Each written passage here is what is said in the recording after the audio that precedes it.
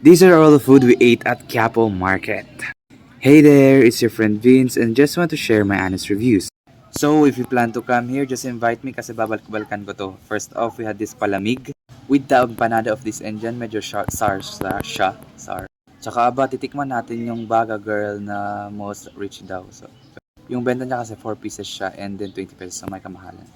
And we had this tusok-tusok. Masarap naman yung sauce. Fish. And yeah, nagpalamig ulit kasi ang init talaga with the Hungarian of Neneng B.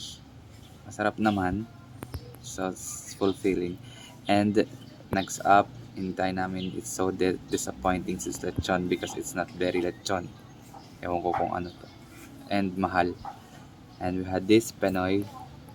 Sarap naman, para siyang egg. And magic water daw. Gulaman flavor lang.